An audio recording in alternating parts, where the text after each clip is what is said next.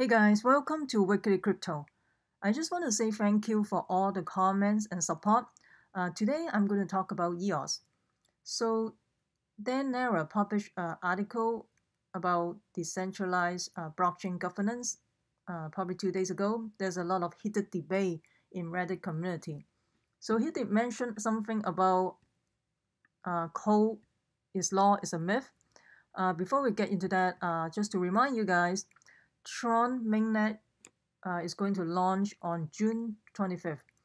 So make sure you transfer your token from my Ether wallet to the exchange for the token swap. Binance is going to support the token swap.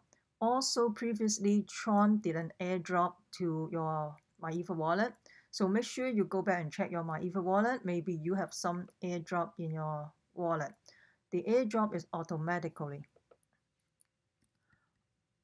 Also, Havven token airdrop. If you're interested, you can click the link below as well. This is a stable coin, similar to Tether, but I don't trust Tether at all.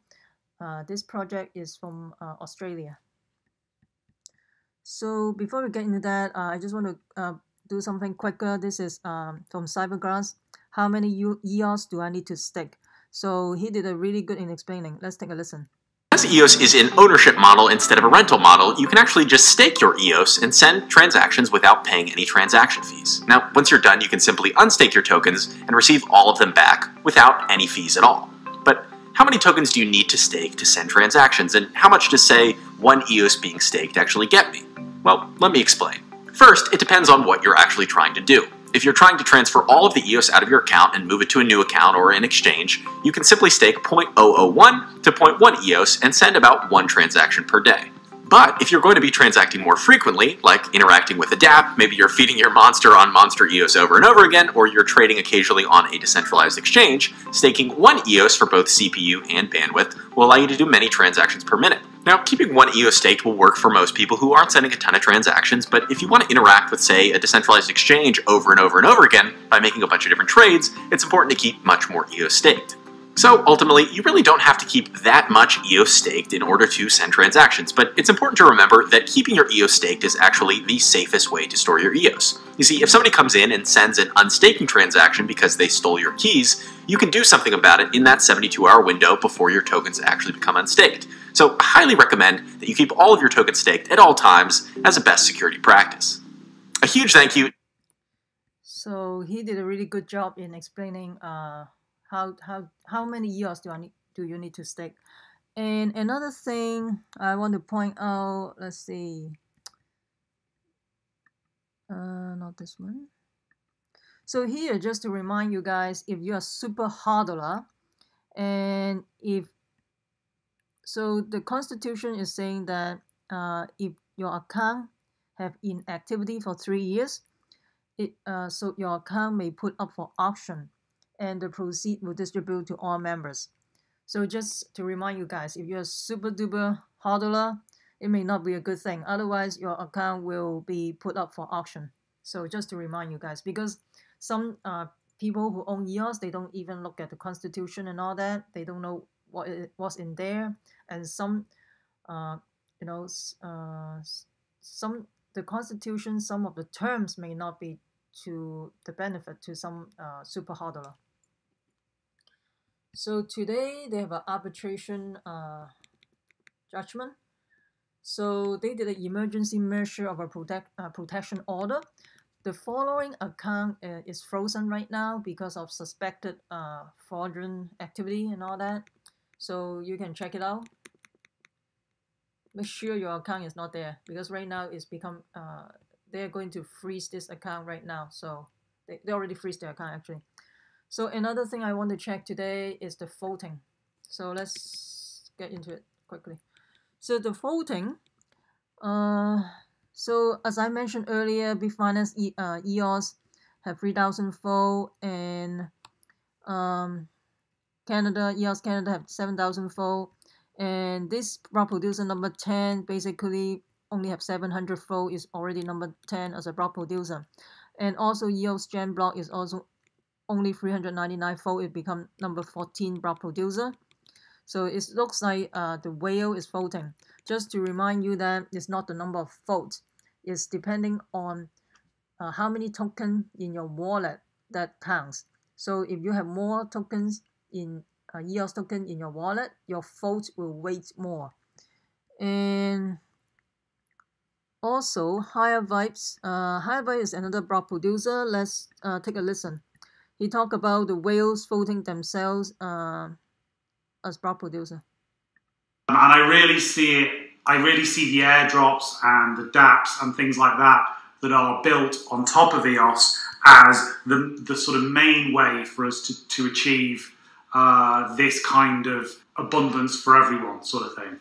But what we currently have is like whales in the top 21, some who have just got huge amounts of tokens and have just voted for themselves. Are they the kind of block producers we want in? You know, huge whales that have gained the votes of maybe 2 or 3 other whales? No, it's not, is it?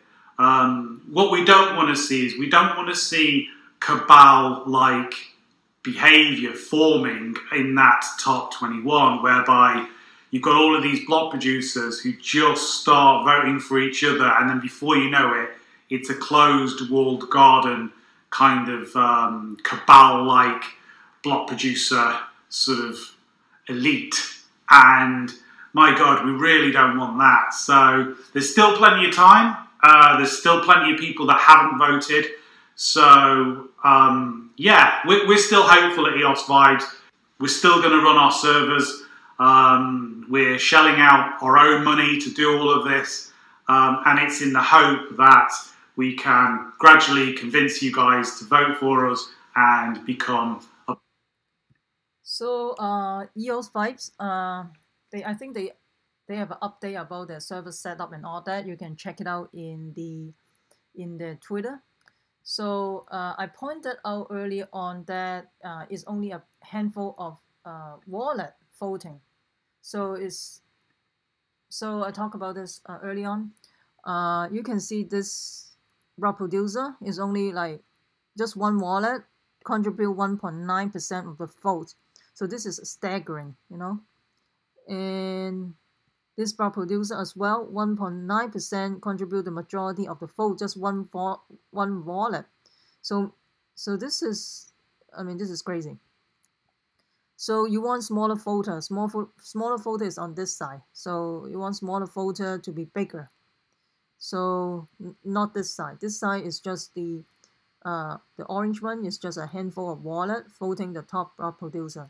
So HireVibes, they make a good point. Maybe the block producer are voting themselves into those top 21 block producer. And just to remind you guys that they make the top number one, I think it's the tracker.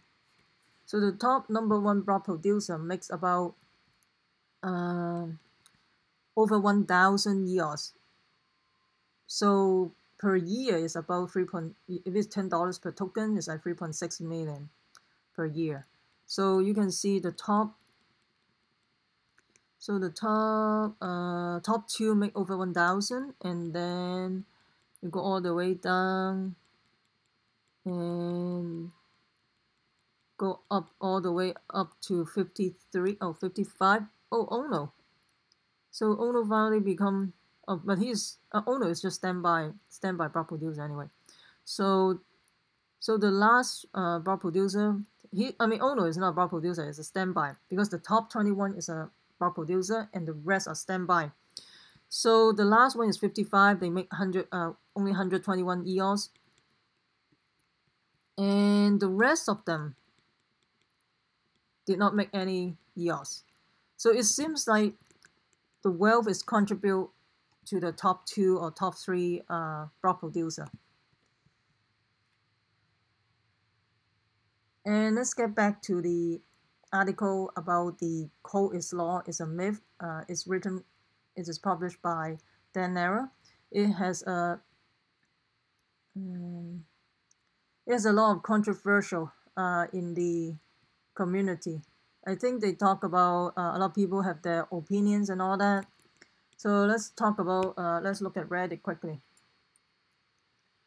So in here, the comment is saying that this kind of thing is exactly what I am becoming jaded with EOS. I brought in because the prospect of an efficient, scalable debt platform sound like a genuine technological leap forward and something that could be used for a lot of great things. But the more time I spend with the EOS community, the more I realize that the technology is just window dressing and everyone's really obsessed with the idea that they are founding a new libertarian country from the comfort of their own computer. So they have made a legal system out of bamboo, and there are coconut courts and even legal documents written on banana leaves.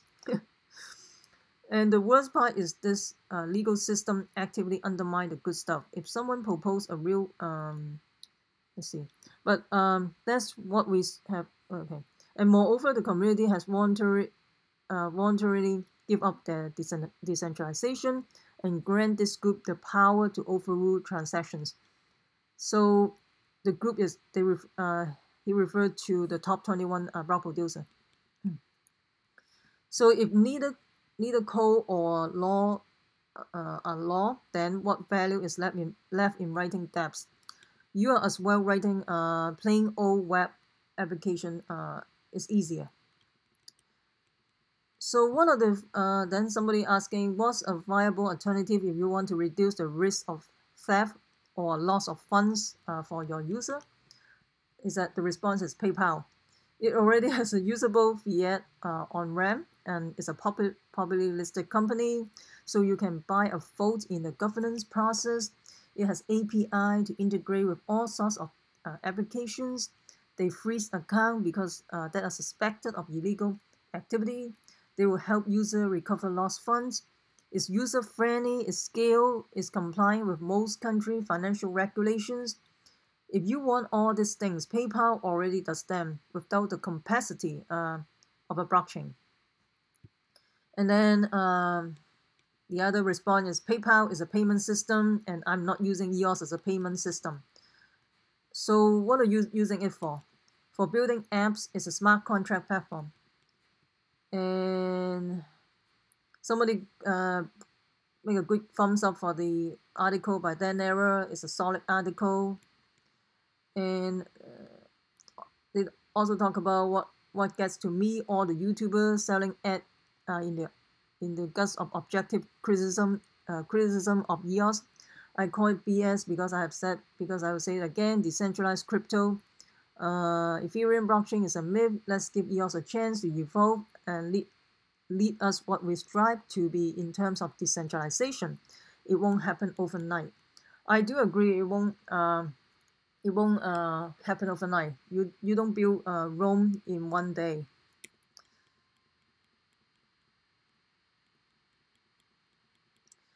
And also there's a response, people will fault fine because the government details may not all be worked out right out of the box, but he put forward a better system based on liberty and some attempt at protection of property rights for honest people, something the other systems do not even suggest as possible unless you arrive with technical skills and expertise. That's why half of the world looks at the blockchain as beyond adoption by Joe Smock.